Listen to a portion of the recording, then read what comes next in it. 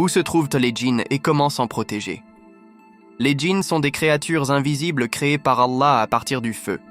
Ils vivent dans les mêmes espaces que nous, mais dans un monde parallèle.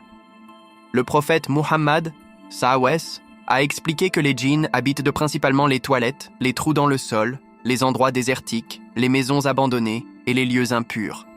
Il a dit « Ne vous soulagez pas dans les trous car ce sont des demeures de djinns. » C'est pourquoi, avant d'entrer aux toilettes, on dit « Allahumma inni a'udhu bika min al-khubuthi wal khaba'ith » et on entre avec le pied gauche.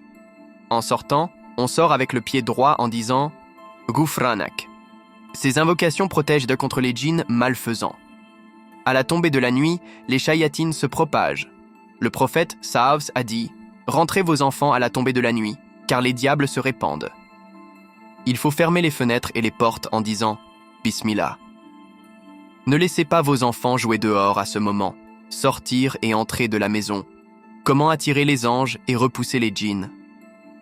Quand tu sors de chez toi, dis « Bismillah, tawakkaltu ala Allah, wa la hawla wa la quwwata illa billah » et sors avec le pied gauche.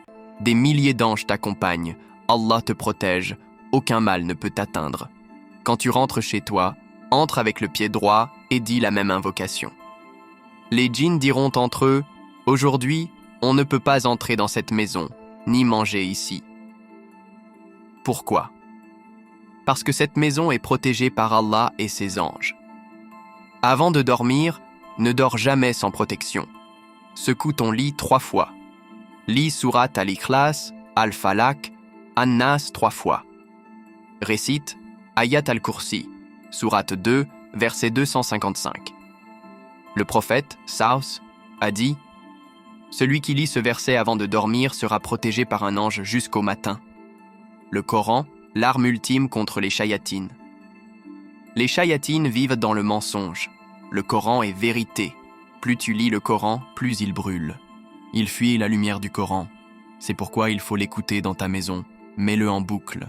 Remplis ta maison de récitations coraniques, de dhikr. Là où il y a des anges, les djinns ne peuvent pas rester. Ne jamais avoir peur des djinns. Les djinns jouent sur ta peur. Plus tu as peur, plus ils s'attaquent à toi. Mais si tu places ta confiance totale en Allah, ils ne peuvent rien faire. Allah dit dans le Coran, « Certes, ceux qui disent « Notre Seigneur est Allah », puis se tiennent dans le droit chemin, les anges descendent sur eux. N'ayez aucune crainte et ne soyez pas affligés. » Fussilat 30. Si tu ressens la peur, lis ce verset. Rappelle-toi que c'est Allah le protecteur suprême.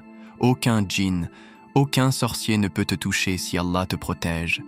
Les invocations du matin et du soir, ta barrière invisible, lis-les chaque jour sans les délaisser.